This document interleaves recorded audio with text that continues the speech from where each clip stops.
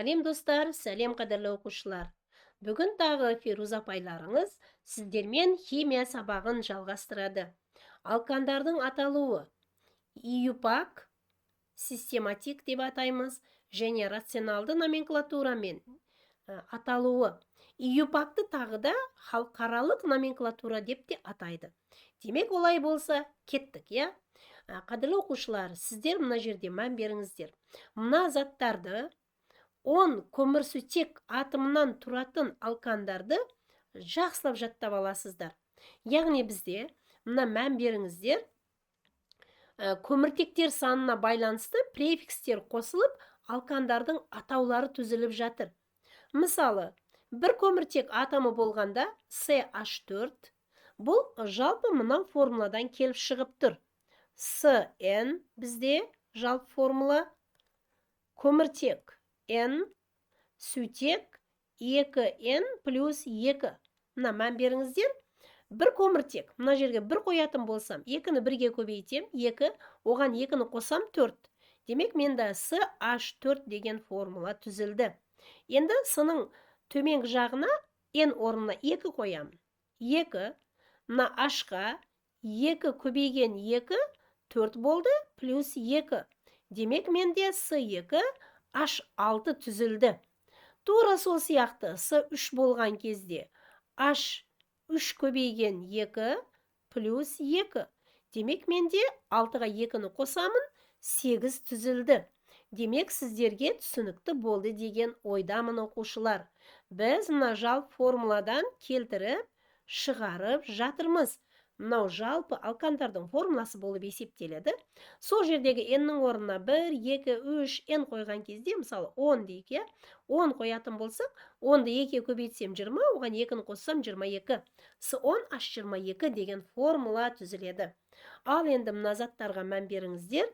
Демек, көміртек 1 болғанда метан, 2 болғанда этан, 3 болғанда пропан, 4 болғанда бутан, 5-те пентан, 6 болғанда гексан, 7 болғанда гептан, 8 болғанда октан, 9 болғанда нонан, 10 болғанда декан деп аталады екен. Демек, оқушылар, мына заттардың атаулары және формуласын жақсылап жаттап аламыз. Бұны жаттай алмасақ, бізде не болады? Қинала береміз атауларын жазған кезде. Сол үшін жақсылап не қыламыз? Жаттап аламыз оқушылар. Түсінікті ғой, сіздерге? Ал олай болса, енді олардың құрылысы қандай деген сұраққа жауап берейік, Құрылысын түсіну үшін, мысалы, метандан бастайық, Мына 4 жағында 4 сутек атомы орналасқан. Мына мән беріңіздер, бұл бізде метанның формуласы. Ал енді келесі этанны жазатын болсақ, мына әр көміртек атомы 4 валентті. Мына 4 сызық сызып жатырмын. Мына 1, 2, 3, 4. 1, 2, 3, 4. Көрдіңіздер, Енді цифра қойып жіберейін, сразу оңай болады сан қойғанда. Мына бірінші көміртек атомы, екінші көміртек атомы. Енді әр қайсына сутектерін қойып жіберейін. Мына сутектері. Қараңыздар, демек, әр көміртек атомының 4 валентті екендігін көріп отырмыз. 1, 2, 3, 4. 1, 2, 3, 4. Бір үрдіс байқадыңыздар ма? Мына ортадағы сызықты 2 есе атадық, Сол үшін бұл жерде органикалық заттардың ерекшелігі бар. Енді оны жинақтап жазатын болсам, мынау менде CH4 болады. Ал мынаны жинақтап жазатын болсам, CH3, CH3 болып жатыр. Тура сол сияқты тағы да 1-2 формуланы жазып көрсетейін, сіздерге жеңіл болсын. 1, 2, 3, 4.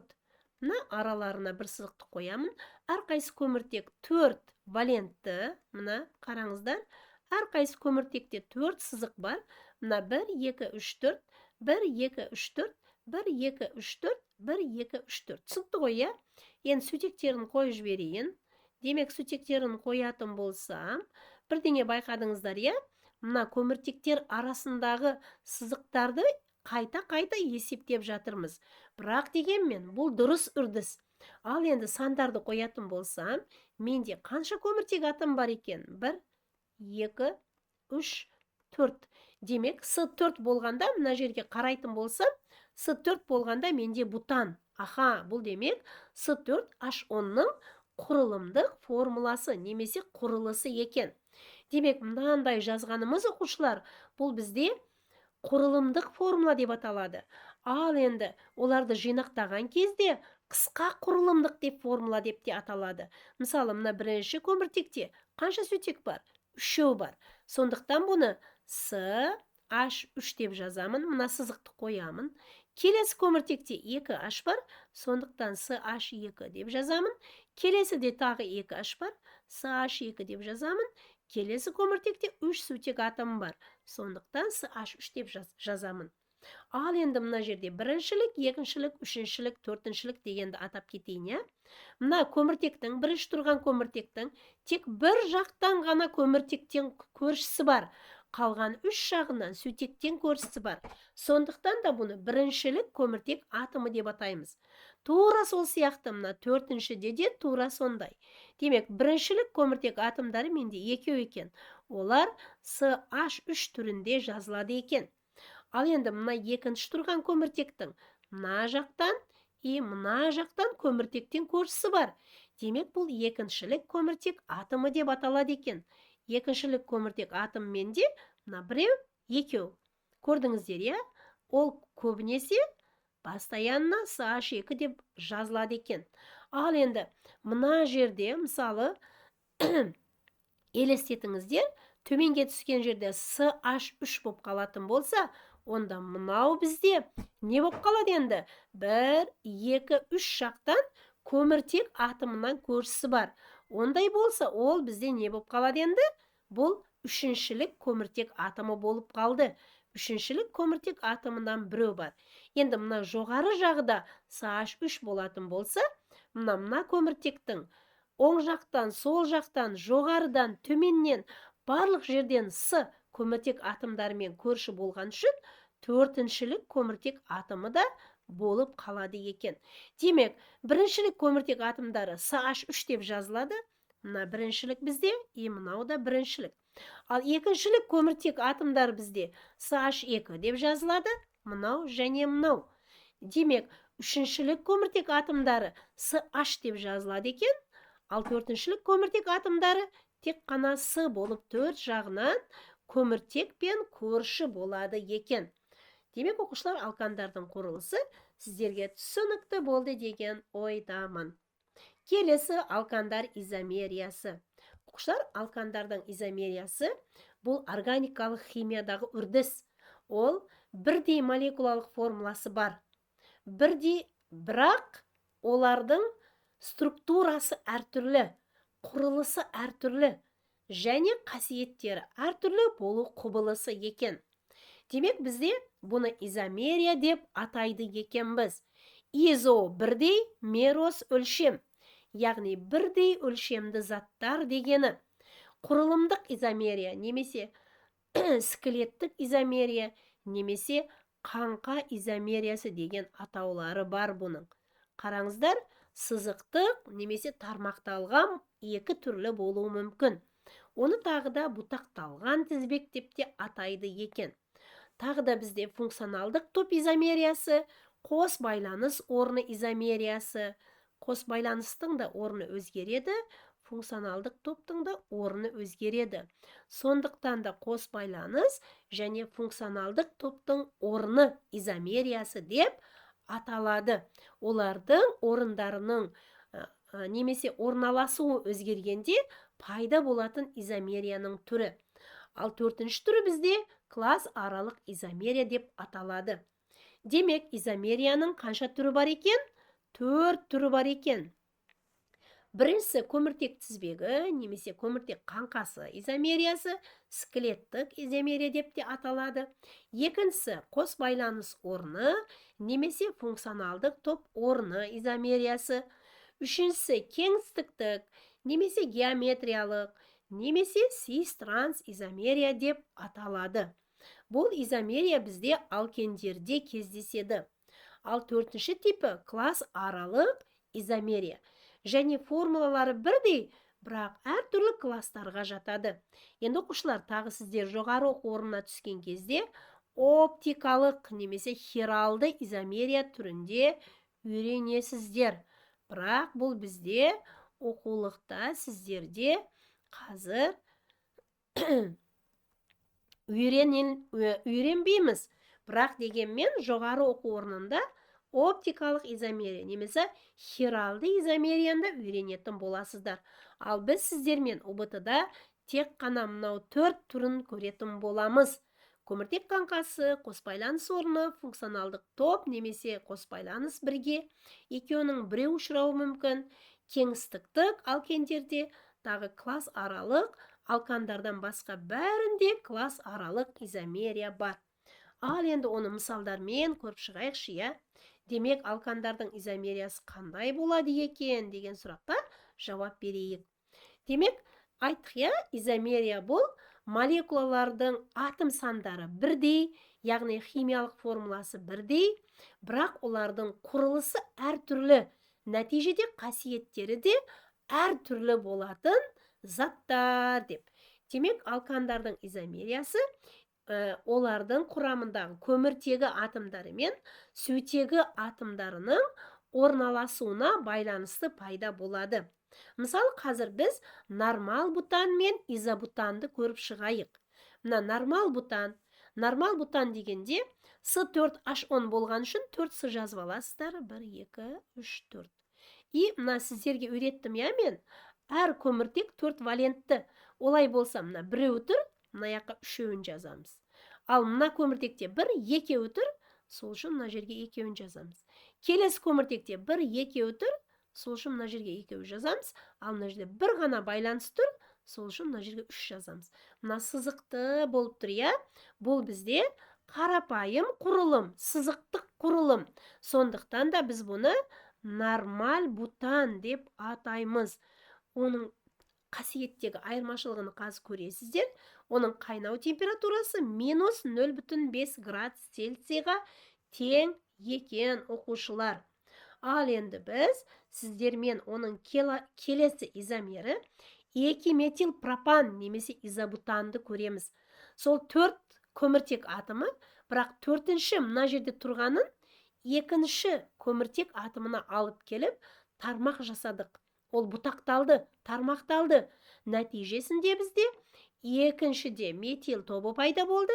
2 метил, мына главный тізбекте 3 болған үшін пропан. 2 метил пропан. 2 метил пропан немесе изобутан деп те аталады. Бізде изо деген тармақталған деген мағынаны білдіреді. Енді көрейікші, бутандан айырмашылығы не екен? Қайнау температурасы минус 11,4 градусқа тең екен, оқушылар. Демек, бұның типі тармақталған немесе бұтақталған, құрылымы сызықтық емес. Сол үшін де біз оны изобутан деп атаймыз, немесе изобутан бұл рационалды номенклатура бойынша. Ал енді систематик номенклатура, яғни ИУПАК бойынша 2 метил пропан деп те атайды. Демек, бізде нормал бутан және изобутан бір-біріне изомер заттар екен. Екеуінде де көміртек саны 4, сутек саны 10. Бірақ дегенмен олардың кеңістікте орналасуы әртүрлі. Сондықтан да олар бір-біріне изомер болып отыр. Түсінікті ғой, оқушылар? Ал енді келесі, демек, изомерия не екен түсіндіңіздер? Сызықтық немесе тармақталған құрылым болуы мүмкін екен. Бұл бізде көміртек қаңқасының изомериясына мысал болды. Көміртек қаңқасында, яғни бутан және изобутанда, олардың құрылымдары әртүрлі болды, молекулалық формуласы бірдей болды. Бұл дегені жалпы формуласы екеуінде санасақ С4H10 екендігін байқадық. Бірақ олардың кеңістікте орналасуы әртүрлі және қайнау температуралары әртүрлі болды. Сондықтан оларды біз изомерлер деп атадық. Демек, оқушылар, қорытындылайтын болсақ, массасы бірдей, атом саны бірдей, құрылысы және қасиеттері әртүрлі болған органикалық заттарды изомерлер деп атайды екенбіз. Демек, мына жаттап алыңыздар, оқушылар, бутанда 2 изомер бар, яғни нормал бутан, изобутан, немесе 2 метил бутан. Ал пентанда 3 изомер бар, яғни нормал пентан, изопентан, неопентан. Былайша айтатын болсақ, нормал пентан, 2 метил бутан, 2 диметил пропан. Ал гександа 5 изомер, гептанда 9 изомер, октанда 18, нонанда 35, деканда 75 изомер бар екен. Бұлардың барлығы тестте сіздерге келеді. Тағы бізде изомерияның басқа түрлері де бар деп айттым. Мысалы, класс аралық изомер. Мына қараңыздар, С2, бұнда да С2. H 6, мына 5 плюс 1 6, мына жерде 6. Өттек біреу, мына қараңыздар. Ол болуы мүмкін этанол немесе диметил эфирі. Олардың атом сандары бірдей, бірақ дегенмен құрылысы әртүрлі. Мына қараңыздар, С2H5OH, С3O, С3 деп жазылып жатыр. Бұл бізде класс аралық изомер. Келесі тура сол сияқты, мына жерде сірке қышқылы, С1-2, төменде де мына 1-2, оттек 2, мына 2, төменде де 2, сутек 4, мына жақта да 4. Олардың атом сандары бірдей, көрдіңіздер, я? С2, H4, O2. Бірақ дегенмен ол сірке қышқылы болуы мүмкін екен, немесе метил формиат күрделі эфирі болуы мүмкін екен. Бұл екеуі бір-біріне класс аралық изомер болып табылады. Енді бір қатар мысалдар көрейік. Мысалы, гексанның неше изомері бар деген сұраққа жауап берейік. Бағана айтып кеттік, я, пентанда 3, гександа 6. Қарап жіберіңіздер, қайтадан қайтайық. Демек, пентанда 3, гександа 5 деп. Біз сіздермен қазір соны көріп шығатын боламыз. Гексанның бірінші изомері, мына қараңыздар, сызықтық. Яғни 1, 2, 3, 4, 5, 6 көміртек атомдары және сутек атомдары сызықтық орналасқан. Бұл бізде нормал гексан деп аталады. Ал келесі, мына 6-шы тұрған CH тобын 2-ге апарып қоятын болсам, менде 2 метил, мына қараңыздар, 1, 2, мына екіншіде метил тобы тұр, көрдіңіздер, я? 3, 4, 5. 2 метил пентан, уже менде екінші изомер пайда болды. Ал енді, екіншіде тұрған метил тобын 3-ке көшірсем, 3 метил пентан болады. Мына қойып қояйын, 1, 2, 3, 4, 5. Бұяқтан цифра қойсам да 1, 2, 3, бәрібір 3 болып қала береді. Демек, келесі бұл бізде 3-ші изомер болды. Мына қараңыздар. Енді 4-ші изомерде, қараңыздар, сіздерге түсінікті болу үшін, өз бізде жалпы гександа 6 еді ғой. Мына 2 мынандай тармақталып кетеді. Мына жерде CH3, мына жерде де CH3. Енді қалған сутектерді жазып жіберейін, мына қара, ойбай. Кешіріңіздер, мына жерде 2 болады менде. CH2. И соңғысы CH3 болды. Демек, қараңыздар, цифра қоятын болсақ, әрине, әрқашан нөмірлеңіздер. Нөмір қоймасаңыздар, адасып кетесіздер. 2-де метил тобы тұр, тағы 2-де тағы бір метил тобы тұр. Демек, метил тобы 2 болған кезде, 2 болғанда ди жалғауы қосылады. Ал метил тобы 3 болған кезде 3. Ал метил тобы 4 болған кезде бізде тетра қосымшасын алады екен. Демек, қазір мына жерде 2 диметил, мына көріп тұрсыздар, я, сіздер? И бізде мына ұзын тізбекте 4. Демек, 2 диметил бутан болып жатыр. Қайталаймын. Нөмірлегенде ең ұзын тізбекті аламыз, нөмір қоямыз көміртектерге. И қай жерде бұтақталған немесе тармақталған, соның орнын бір радикалға бір рет, тағы бір радикалға тағы бір рет жазамыз. 2 болса ди, 3 болса 3, 4 болса тетра, қосымшасын қосамыз. Демек, 2-де метил, тағы бір 2-де тағы бір метил, сондықтан диметил, мына негізгі тізбекте С4 болған үшін бутан. Түсінікті ғой, я? Атауларына практикада сіздерге бөлек тоқталатын боламыз. Енді мына 2-де тұрған метил тұра береді, мынау бір метилді мына жаққа апарсам, 2-3 метил болады, мына жаққа апаратын болсам. 2-3 диметил бутан болады. Мына қараңыздар, нөмірлегенде жақшаның ішіндегі нөмер қоймаймыз. Демек, бізде 2, үште мына бір метил тобы, тағы бір метил тобы. 2-3 диметил бутан болып тұр. Демек, мына сіздермен көріп шықтық. Мынау 4-ші изомер болды, ал мынау 5-ші изомер болды. Демек, қадірлі оқушылар, сіздермен мына изомерияны қалай жазу керек екендігін түсініп алдық. Тура сол сияқты пентанны да өздеріңіз көріп шығыңыздар. Яғни басында нөмірлейсіздер 7-ге дейін, нормал гептан, келесі соңғы тұрған метил тобын екіншіге түсіресіздер, кейін оны 3-ке, 4-ке көшіресіздер. Нәтижеде бізде 2 метил, мынау негізі қазір 3 метил болып қалды. 3 метил. 2 болса, мына жерде болады ғой. Мына жерде қазір 3-ші тұр, мына көрдіңіздер ме? 1, 2, 3, 4, 5, 6. Демек, бұл қазір бізде 3 метил гексан болып тұр. Демек, нормал гептан 3 метил гексан, 2 метил гексан, 4 метил гексан болмайды екен. Неге дегенде 4 болғанда қайтадан 3 болып қалады. 2-2 диметил гексан, 2-2 диметил пентан, 3-3 диметил пентан. Көрдіңіздер, я? 2-3 диметил пентан, 2-4 диметил пентан деп кете береді. Сол изомерлер саны аяқталғанға дейін. Мына 3 метил деп тұр мына жерде. Баға жоғарыдағыда 3 болып қалған еді. Енді мына жерге қоятын болсақ, CH3-ті. Мына жерге CH3 қоятын болсақ, мына болмайды. Мына жерде 2 болады. Бұл бізде 2 метил гексан болады. Енді айттым сіздерге 2-2 диметил пентан, тағы да 2-3 диметил пентан, 3-3 диметил пентан деген формулалары бар.